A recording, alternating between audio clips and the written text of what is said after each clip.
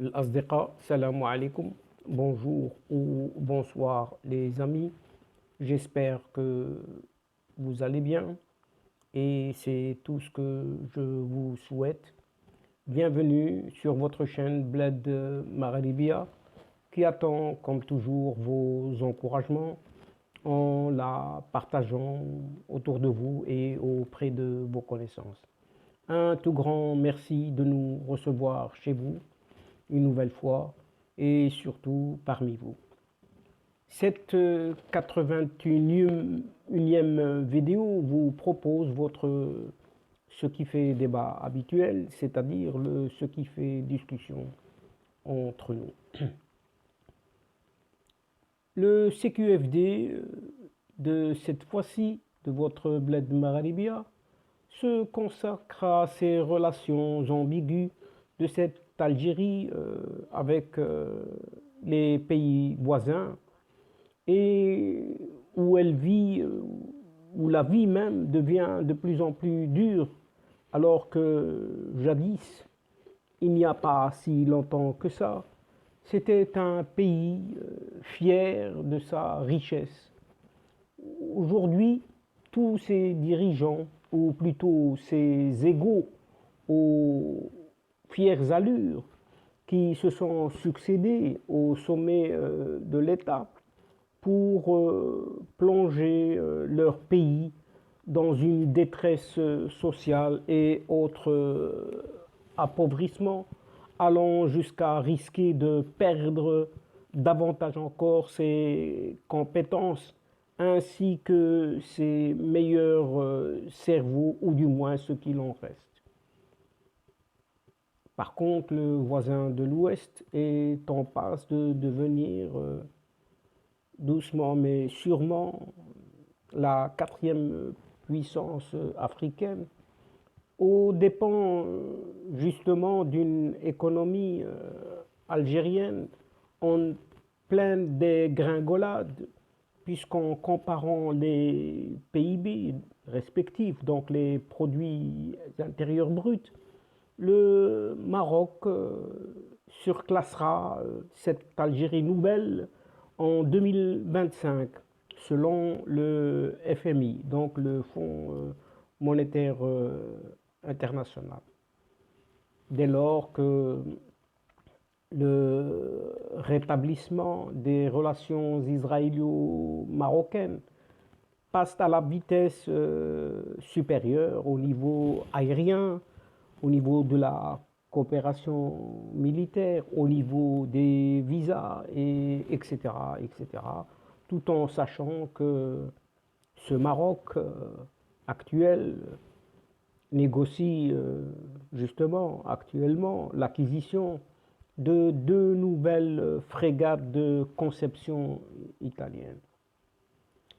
Mais alors, que pouvons-nous penser de cette Algérie dite nouvelle, où il y a apparemment une pénurie de l'eau potable, des pénuries successives des produits alimentaires, forte inflation et effondrement du pouvoir d'achat, détérioration de la qualité de vie, dévaluation du dinar algérien et cherté excessive de la vie, coupure intempestive d'Internet, chômage endémique, etc., etc. Et la vie devient de plus en plus dure en Algérie. Autrefois, naguère un pays fier de sa richesse et de ses indicateurs élevés en matière de développement humain, l'Algérie sombre aujourd'hui dans un appauvrissement accéléré à cause de ses multiples problèmes économiques et sociaux qui ont pris une dimension tragique depuis l'avènement de la crise sanitaire due à la pandémie du Covid-19. Cette situation commence à alimenter un véritable sentiment de détresse nationale, notamment au sein des franges de la population les plus fragiles comme les plus jeunes.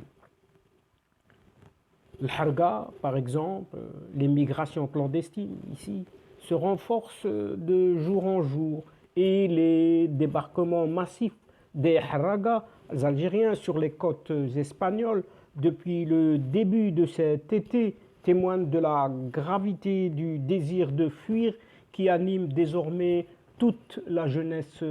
algérienne. Un autre fléau menace cette Algérie et sa stabilité. La fuite, surtout des cerveaux et des travailleurs les plus qualifiés. Et c'est là une réalité qui va s'aggraver à cause de la crise financière actuelle et les tensions politiques qui minent le pays. Les travailleurs et compétences les plus qualifiés risquent de prendre leurs valises et fuir massivement dès l'ouverture concrète des frontières du pays, selon une enquête qui a confirmé cette avérée tendance. Et preuve en est, pas moins de 83% tout de même de ces travailleurs qualifiés ont fait part de leurs intentions d'émigrer et de quitter l'Algérie en quête de nouveaux horizons, révèle à ce propos l'étude sur la mobilité et priorité des talents en 2021 en Algérie. Une étude réalisée par le prestigieux cabinet américain Boston Consulting Group, le BCG, premier cabinet international de conseil en stratégie avec The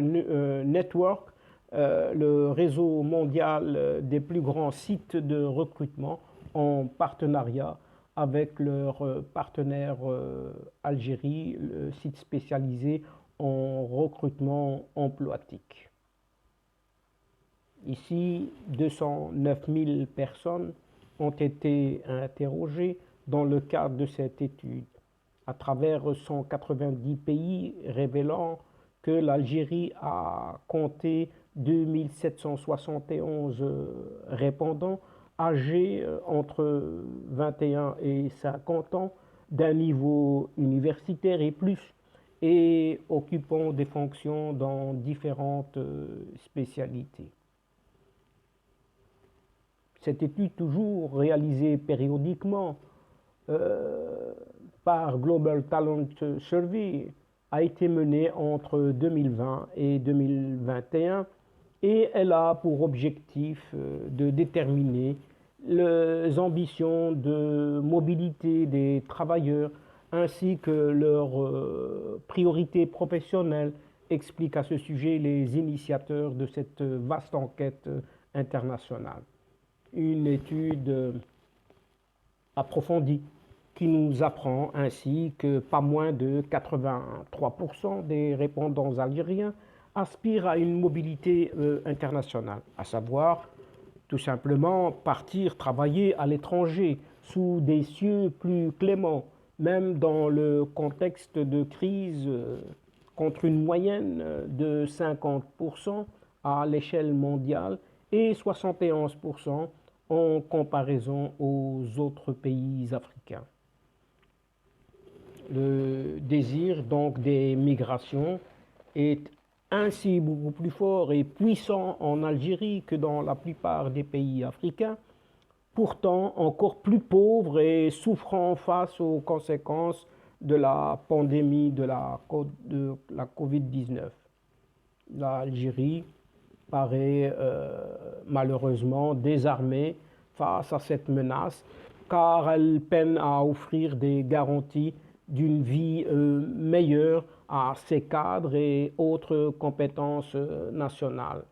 Et le Global Talent Competitiveness Index, le GTCI, démontre parfaitement cette amère réalité. Et pour cause, ce classement annuel mesurant la capacité de 132 pays à développer, faire grandir, attirer et retenir les talents, a épinglé l'Algérie en 2020. prenant en compte un ensemble de 70 paramètres. Il est réalisé conjointement par Google, ADECO, cette société d'intérim ou de statistiques, études de statistiques et d'enquête, et l'école de management qui est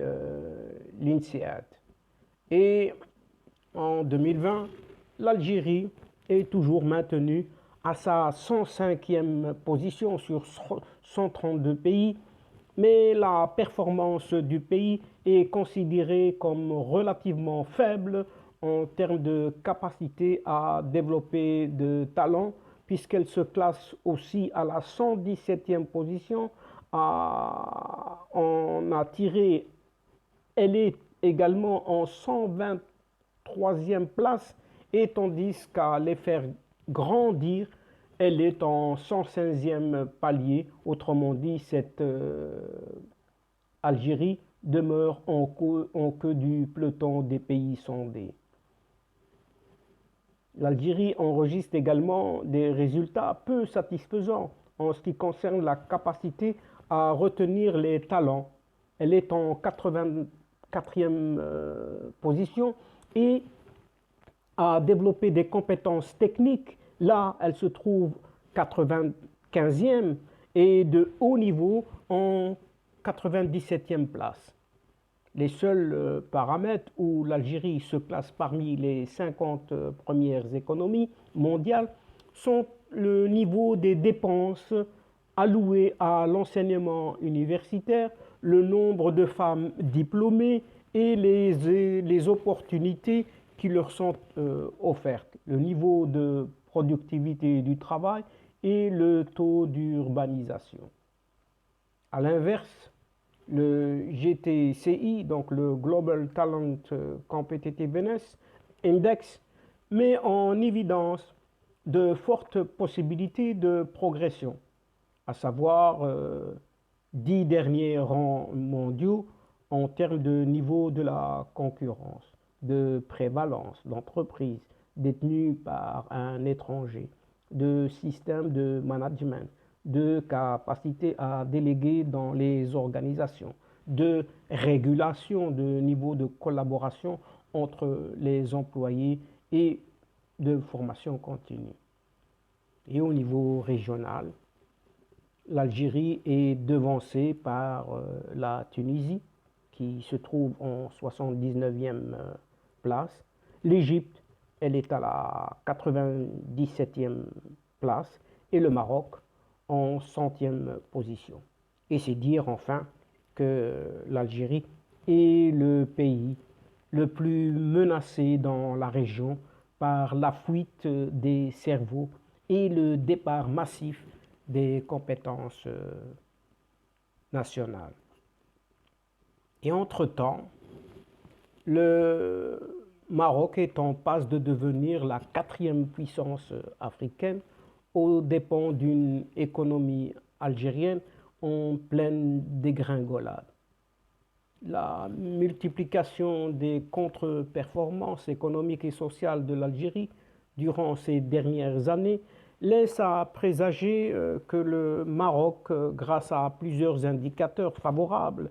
est en passe de devancer ce pays en termes de richesse créée, comme en témoigne le dernier rapport du Fonds monétaire international d'avril dernier. Le dernier rapport donc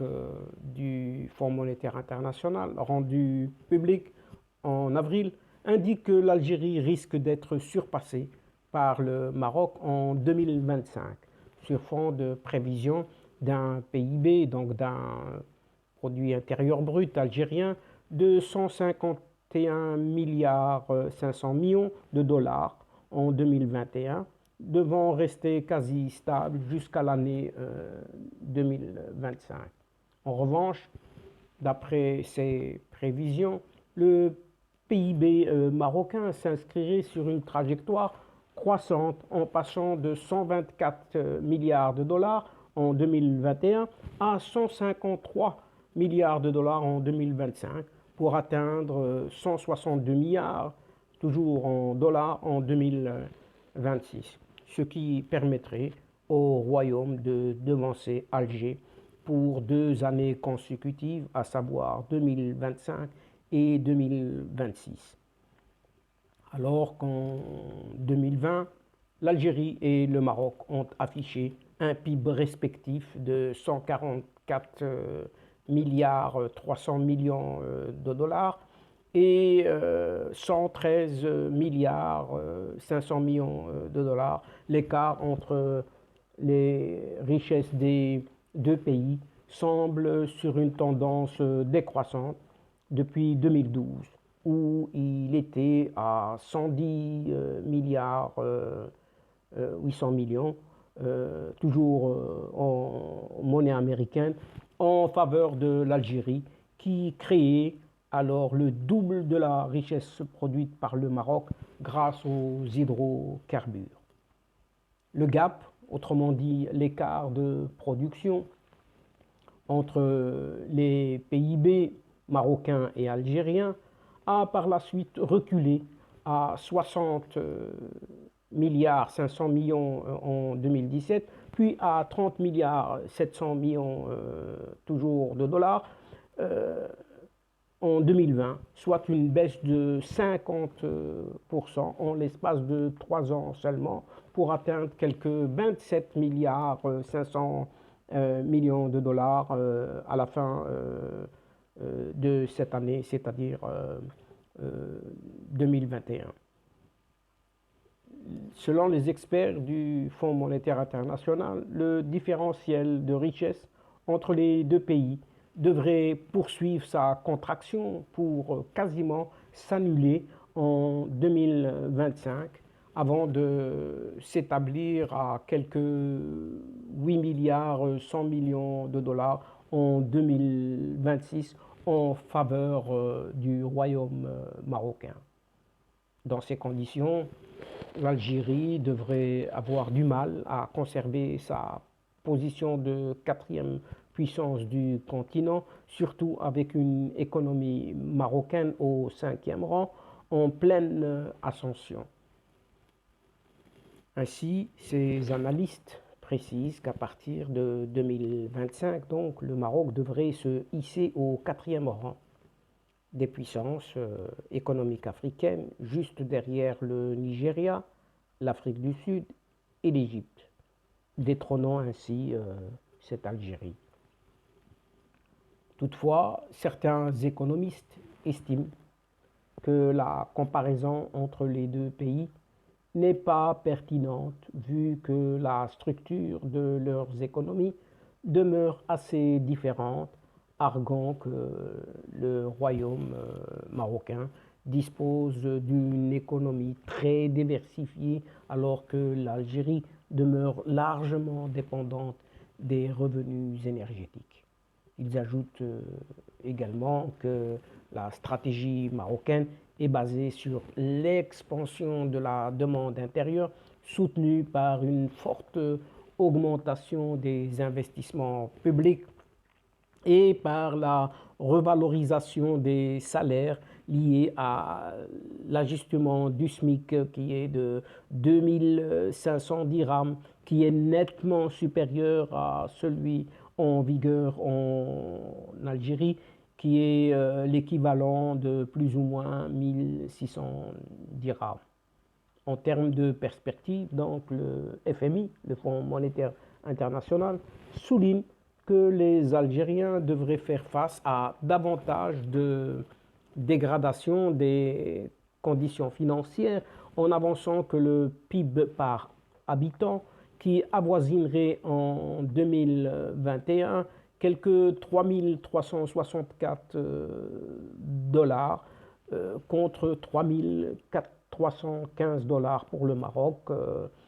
devrait s'inscrire dans une tendance à la baisse durant les années à venir.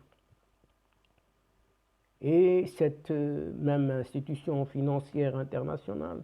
qui précise que c'est la première fois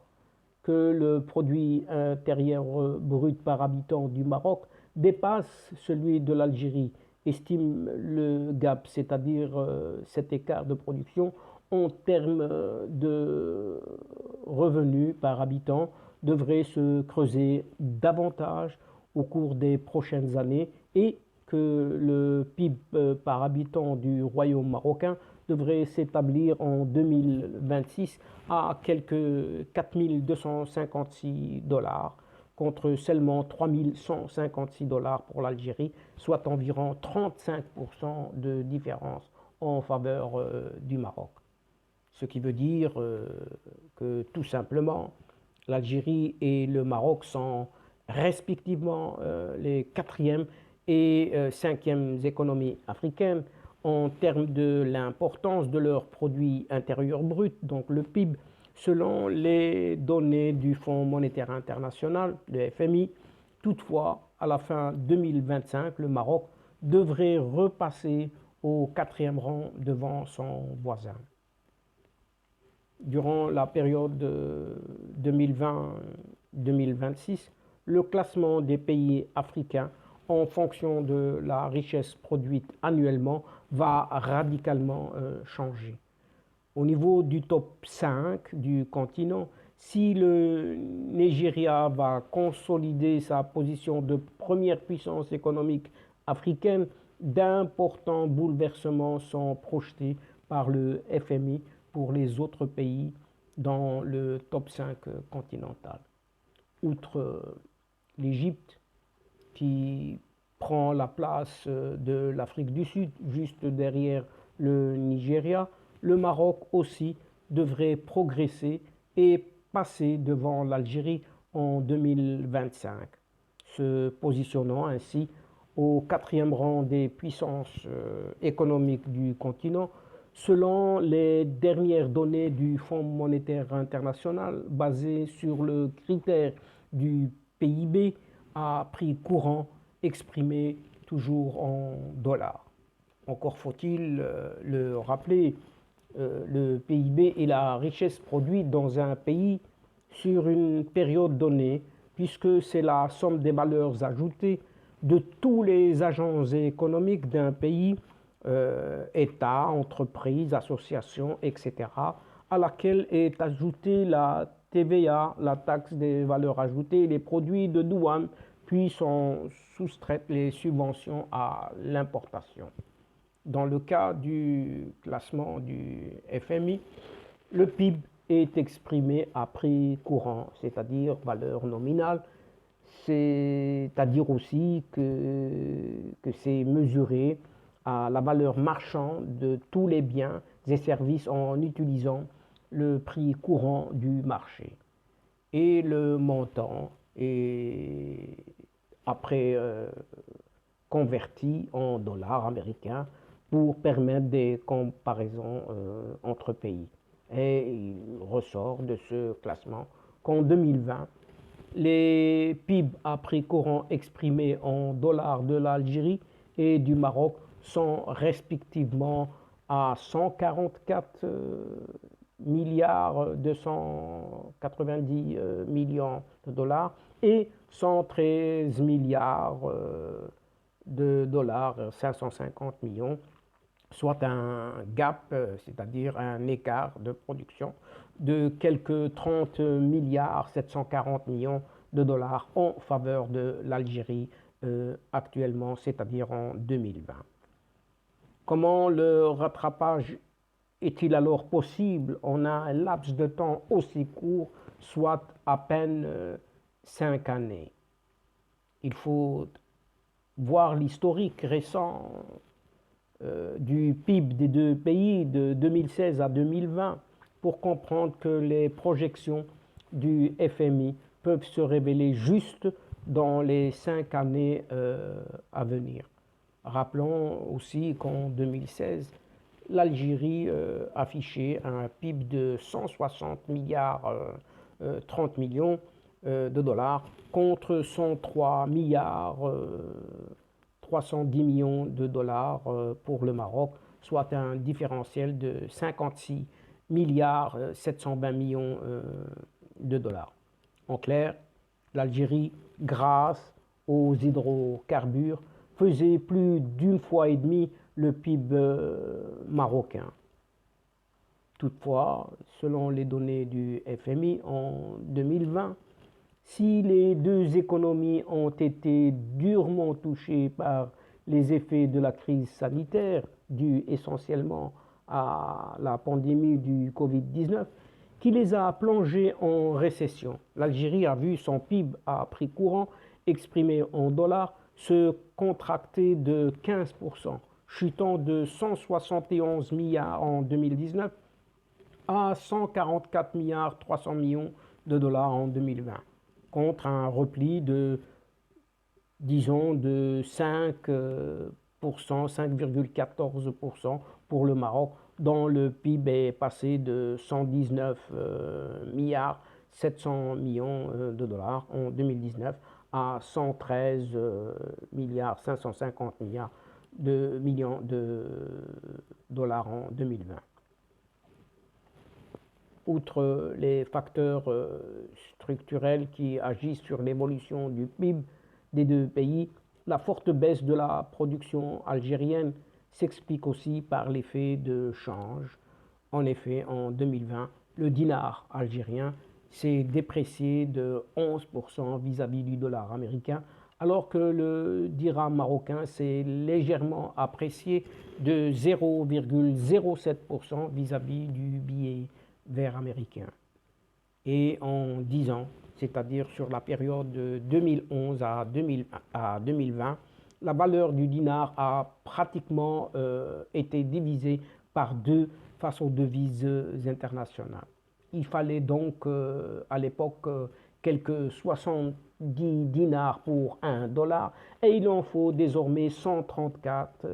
dinars, c'est-à-dire presque le double aujourd'hui. Tout laisse à penser que cette dépréciation va se poursuivre durant les années à venir sous l'effet combiné de plusieurs facteurs dont l'épuisement des réserves de change, le ralentissement économique et les politiques monétaires adoptées par les autorités algériennes dans le but d'atténuer le déficit budgétaire via le gonflement artificiel des recettes fiscales tirées des hydrocarbures. En tout état de cause, en l'espace de 5 ans, donc de 2016 à 2020, ce gap, c'est-à-dire cet écart de production entre les PIB des deux pays a baissé de moitié, n'étant que de 30 milliards de dollars en 2020 contre près de 57 milliards en 2016. En clair, le rattrapage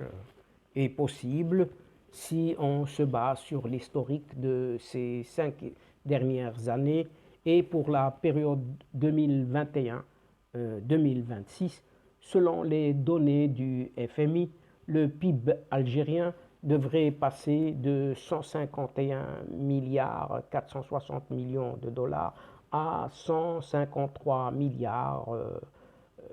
800 millions de dollars. Autrement dit, sur cette période, la richesse produite par l'économie algérienne ne devrait croître que de 2 milliards 400 millions de dollars. Et l'institution internationale prévoit donc une quasi-stagnation de la création de richesse en Algérie sur les 5 ans à venir. Et à l'opposé,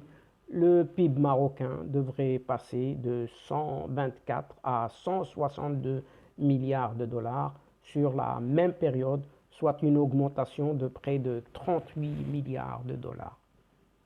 Ainsi, à partir de 2025, donc, le PIB du Maroc devrait dépasser celui de l'Algérie en s'établissant respectivement à 154 milliards et 152 milliards de dollars. Outre l'effet de change vis-à-vis du dollar, la croissance économique à long terme de l'Algérie continue de s'essouffler dans le sillage du recul des hydrocarbures et il faut dire que le modèle de croissance tiré par le secteur public avec uniquement les hydrocarbures comme locomotive ne suffit plus à assurer la croissance pour cette Algérie, compte tenu du niveau actuel du tarissement des revenus des hydrocarbures qui sont tombés à 20 milliards de dollars en 2020. L'État n'est plus à même de maintenir certaines dépenses. Et si la manne des hydrocarbures a permis à l'État d'apurer sa dette extérieure, d'investir dans les infrastructures et de mettre en œuvre des politiques de transfert sociaux, elle n'a pas permis d'insuffler une véritable dynamique économique. Du coup, l'économie algérienne est purement et simplement en panne, disons-le franchement. Contribuant à hauteur de 20% du PIB du pays, environ 50% de recettes budgétaires et plus de 95% des recettes d'exportation, les hydrocarbures sont la source de cette situation et par conséquent, l'Algérie devra évoluer vers un modèle économique plus diversifié pour renouer avec une croissance pérenne. Par ailleurs, la forte baisse des investissements publics du fait du tarissement des réserves de change du pays risque d'amplifier la crise économique que traverse ce pays d'Afrique du Nord durant les prochaines années et porter un préjudice certain au chantier stratégique de diversification économique du pays. En outre, cette Algérie nouvelle fait face à une instabilité politique depuis plus de 2 ans maintenant, avec le mouvement populaire de contestation du Hirak, qui a un impact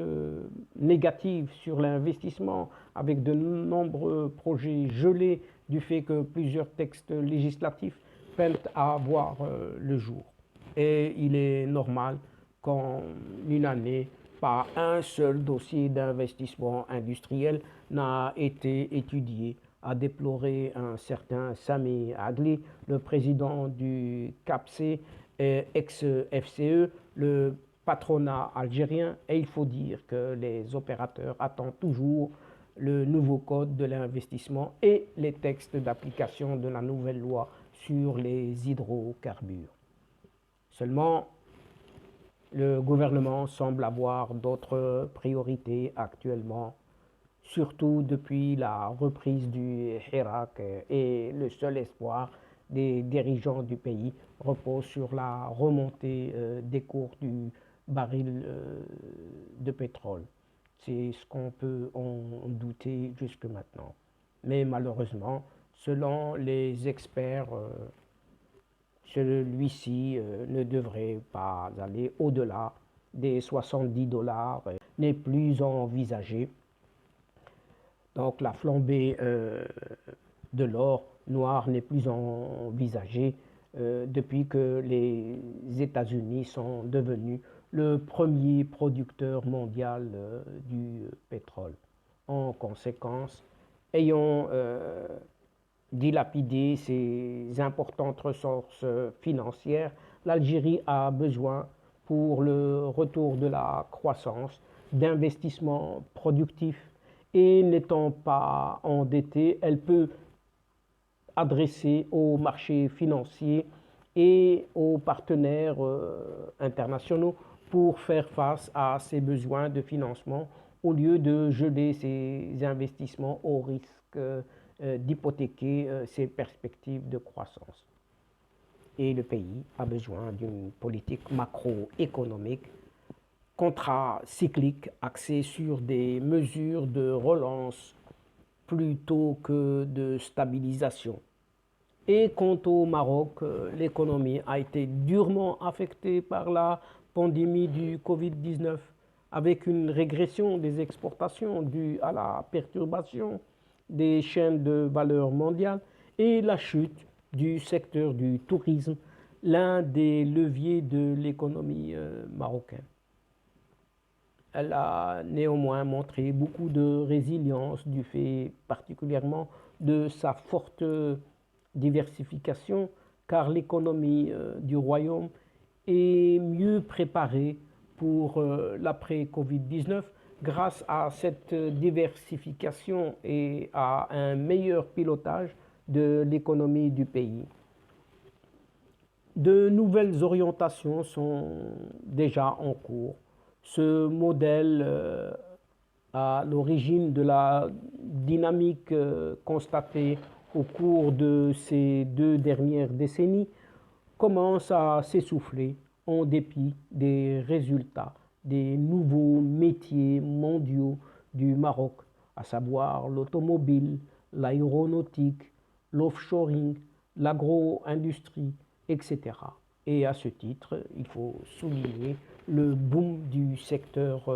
automobile qui est devenu une des locomotives de l'économie marocaine en s'adjugeant la place de premier secteur exportateur devant les phosphates en 2019 avec 77,13 milliards de dirhams, soit 27% des exportations marocaines. Les réformes introduites au niveau de l'agriculture avec le plan Maroc vert ont également permis d'atténuer les effets des sécheresses tout en améliorant de manière significative la production agricole et agro-industrielle. Et face à l'essoufflement du modèle économique en vigueur, les nouvelles réformes en cours de préparation, le plan de relance industrielle de 2021-2023, substitution aux importations et la mise en place d'un nouveau modèle économique devrait dynamiser le potentiel de croissance économique du Royaume du Maroc sur le moyen et le long terme. Les chantiers ont d'ores et déjà été lancés bien avant la pandémie du Covid-19 et devraient s'enrichir des leçons tirées de cette crise sanitaire. Et en conséquence de quoi la croissance du PIB réel du Maroc devrait se maintenir à un niveau légèrement supérieur à sa tendance pré-pandémie grâce à ces secteurs locomotives que sont l'agriculture et l'agro-industrie, les phosphates, l'automobile, l'aéronautique, l'offshoring, etc. et aux effets des fruits des réformes engagées par les autorités tout en s'appuyant sur les leviers qui constituent les socles du développement économique du pays, la stabilité politique, proximité géographique avec l'Union européenne, économie ouverte sur l'international, une meilleure politique monétaire et une diversification économique et la liste est longue ainsi. De plus, il est constaté que depuis le rétablissement des relations israélo-marocaines, la politique du royaume passe à la vitesse supérieure dans plusieurs domaines, tels l'aérien, les visas et la coopération militaire, et ce au niveau même international. En effet, près de 7 mois après la reprise des relations diplomatiques entre les deux pays, le rapprochement est palpable. En témoigne l'arrivée au Maroc du directeur général du ministère israélien des Affaires étrangères, un certain Alon Oshpitz, dans le cadre d'une visite de travail. Et lors de cette visite, le diplomate israélien a été reçu le 7 juillet dernier par le directeur général des affaires politiques au ministère marocain des Affaires étrangères, par Fouad Yazour. Premier signe de ce passage à la vitesse supérieure, donc, entre Rabat et Tel Aviv, la création de la Chambre de commerce